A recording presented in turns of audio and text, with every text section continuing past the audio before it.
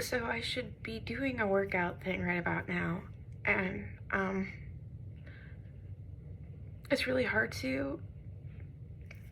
It's Sunday, and Tuesday morning I'm having a medical procedure done that frankly I'm quite terrified to have. Not because of the results, but the process in and of itself. Essentially I'm gonna be throat raped with a camera. Sounds like a great time. It's not exactly ideal for someone who suffers from PTSD and someone that has a rare disease that makes their tissues far more delicate to rupturing, bruising, whole 9 yards. And while these people do this thing every day, all the time, they don't see zebras like me every day, all the time. Having Ehlers-Danlos syndrome makes this terrifying because no matter how gentle they are, there's going to be problems. There's going to probably be some minor, if not more significant, residual damage. Because the device is about this big around, and they're going to be stuffing down that down my throat. And the dentist already said that I have a very tiny mouth and esophagus. So how I'm going to endure this procedure, I have no clue. They are supposedly going to knock me out. However, that doesn't constitute truth. They may not fully sedate me or sedate me enough. And these are just some of my concerns that I have. So I've been struggling. It's definitely been impacting my health, the amount of stress as this date comes closer. And I can't even say that I trust the medical team because I don't even know them. All that I can trust right now is that the Lord's gonna get me through this. Unless it's my time. And there is a small risk of death in this procedure. And my family doesn't have very good medical odds. My mom had a 2% chance of her breast cancer coming back, and it did. And now she's not here. And I'm trying to be brave. I'm trying to suck it up. But I'm so terrified. Because there's too many unknowns. Too many risks. I don't feel essentially a safe or wise procedure to do. The results, like the purpose of it is very wise. But the process, because they're not going to use pediatric instruments on me, although they should. And it just has me absolutely just terrified beyond all belief. So, I'm going to try and get these done. I'm not goofing around. I'm not doing body armor. I'm not bringing my juice box. I'm not doing anything fun. Because I can't bring myself to. But I'm gonna try and get what I can done. I think mentally I'm not gonna get as many done because like it's up here, you know. It's,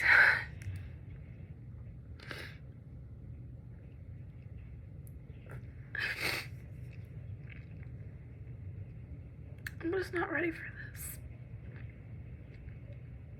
And I don't think honestly I'll ever be ready. And the clock's ticking faster and faster.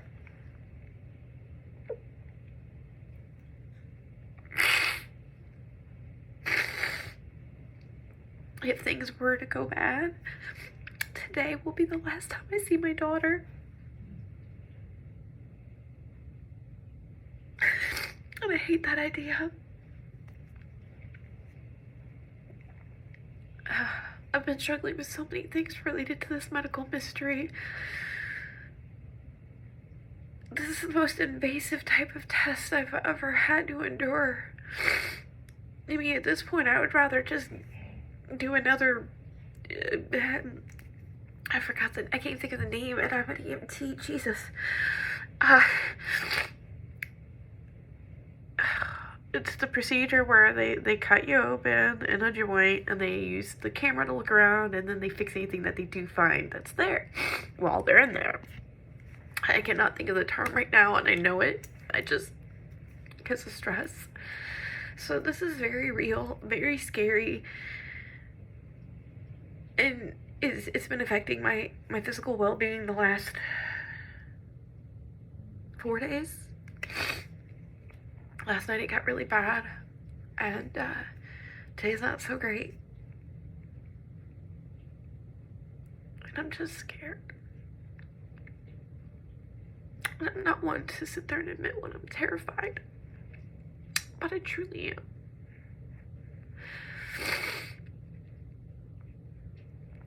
Best case scenario, they completely do get me knocked out, and I don't remember a thing. And there's no damage and no bruising. The likelihood of no bruising and damage, I'm covered in bruises now from God only knows what. I literally don't know why I have them, other than it's part of my Ehlers-Danlos syndrome. I just bruise easy because I'm like a circus freak. I just don't know. I just don't know. I'm so worried. And I hate it. And it's taken me away from doing things that I would normally do. And I just hope everything goes well. At this point, I don't even really care about the results. We're already expecting that everything will be kind of normal. So, like, I'm basically being subjected to this just because of that small percent chance.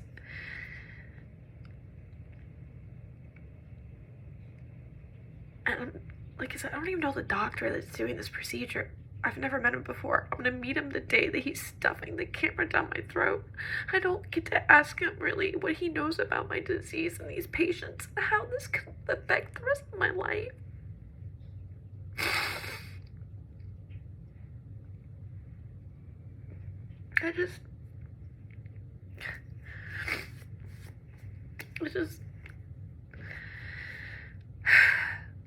I'm just struggling to hold it together. To not break down in front of my loved ones. Like right now in the privacy of my room crying, my studio crying.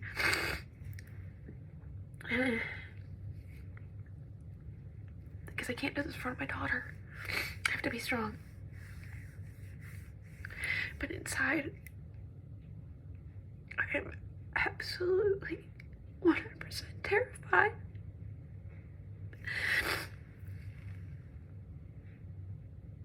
So I'm sorry if I've been kind of gone for a while. There's been just so much going on in the last few years that I start to recover from one thing and then it's just another and another and another, and it just seems like I can never really get back to where Pi was. I miss it. I hate it because it shouldn't be like this. But this is the reality that I'm facing. So I'm gonna try a moment to stop crying and get some push-ups then. For those that have been praying and messaging, thank you so much. Your prayers mean so much to me in this time while I'm absolutely terrified and I'm flirting with death. Like, with all my health things, I've been flirting with death for a while, in all honesty. I ignored it in November, I ignored it in December, and the Lord wouldn't let me ignore it in April.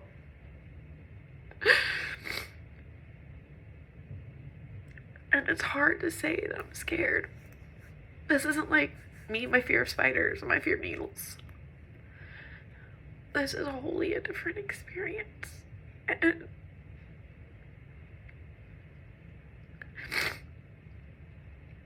I haven't even been able to like really open up to everybody about what all really is going on, because until I have a diagnosis, I don't really want to say things, because I was already given a diagnosis and it was wrong, and then that makes me a liar, and I don't want to lie to you guys. So I'm struggling with my medical mystery.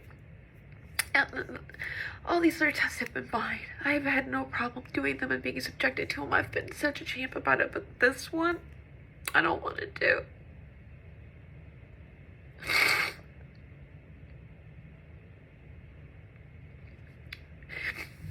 So for those of you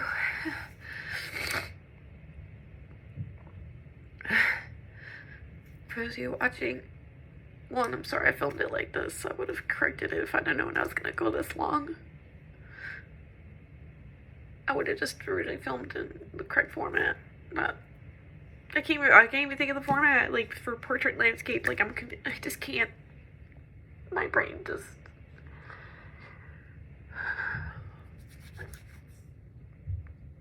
The good news is, even though I was having all kinds of craziness last night, my blood pressure was phenomenal. It hasn't been that good in a long time. Right now, my standard is 169 over 99. Last time they checked, it was 169 over 107. Last night, I checked it. I don't do the electrical... Those things always read wrong anyway. I don't trust them. I'm old school. I'm an EMT, so I use my manual. And I had 110 over 68. That's awesome. Usually my blood pressure standard is 120 over 70, so last night my blood pressure was amazing, but I was still having the cardiac symptoms and some of the stroke symptoms, and it might be what they presume is dysautonomia, but there's like 15 types of that. So don't even know what it could be, what type, if it even is that. It could be something totally different. But I'm on my second cardiologist. The neurologist is doing tests. I've got a physical medicine doctor that's tagged in that really seems on point. And I feel very confident in his care. He's phenomenal. So I'm very grateful for him. I'm very grateful for my PCM. She is also wonderful. Those are the only two that I have being a patient advocate. The rest, not so much. And yet, that sadly is supposed to be the #1 priority for a doctor or any medical care provider, professional, is being the patient's advocate. And most drop the ball. I'm even fearful that that may be the case on Tuesday. And I'll have no control. So, if you are the praying type, please send some prayers.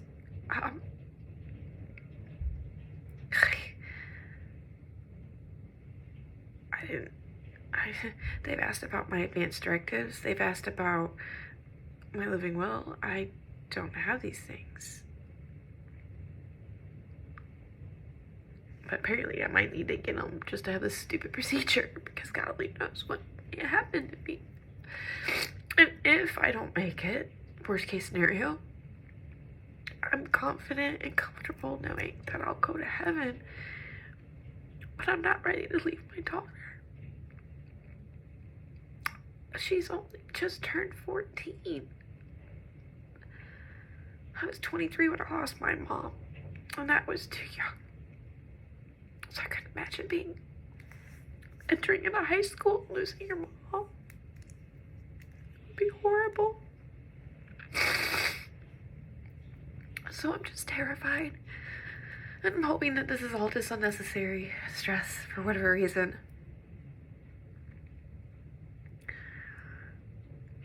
But it makes me think of the day of my mom's surgery. She was terrified. Terrified. And that wasn't like my mom. She was an unyielding tank. She was terrified for the first time ever. Let me tell you, my mom kind of loved to have surgery because she loved to brag about her war wounds. She loved to show off her scars and stuff. And that ultimately is what cost me her life. Because she gave herself staphylococcus. It wasn't the doctors. It wasn't the hospital. She had the best. She had the best of the best in St. Louis. I know I've gone through so many things so far, and I've still got many more to go through. Much more testing. And yet, suddenly, now, I'm terrified of them. Of just this one particular one. I have the same deep-seated, deep-rooted fear that my mom had. And then 14 days later, I lost her. I don't want that to be me. So, even if you hate watching this or whatever, you don't have to necessarily pray for me, but pray for my daughter. Because she doesn't deserve to grow up without her mommy.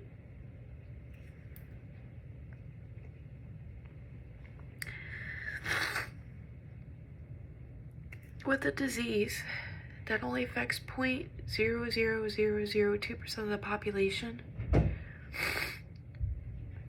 it's very likely they have no idea the type of patient that I am. And it's very likely that they're going to treat me just like a horse and not a zebra. And those are the things that lead to problems for someone like me.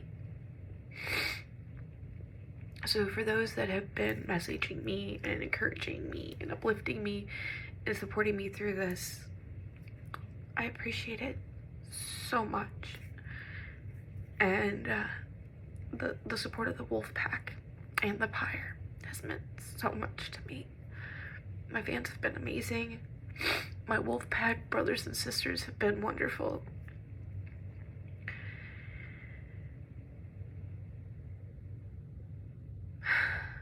Damn. I'm just scared. And the Bible says 365 times, fear not. I think I need to read some of that today, tomorrow, and Tuesday. So how active I will be online going forward for the next, not even 48 hours at this point, I don't know, guys. There is a contingency backup plan, worst case scenario, where it'll get posted to like Twitter and Facebook. If anything bad does happen to me, Diva will have access to get in and do what he needs to do on my behalf as my producer and manager. So hopefully that won't be necessary, but I keep getting alerts. So if you see me doing this, it's because my sports app's going ape because the Cardinals are playing. Hopefully that won't be necessary. And hopefully I'm worrying for nothing. But for some reason, if this is my last post, if this is my last video, thank you for all the support and love and for the wild ride. And I would rather this not be the final way you remember me. So if this is my final video and you find the post that I'm not here for whatever reason because stuff goes bad, I encourage you to go back to my YouTube and watch my short interview with Ralphie May. And remember me laughing and enjoying someone who made me laugh. Comedy heals. I truly believe that laughter is one of the best medicines besides prayer and actual good medicine. So if something goes bad or you're just having a hard time in general, watch that video, have a good laugh,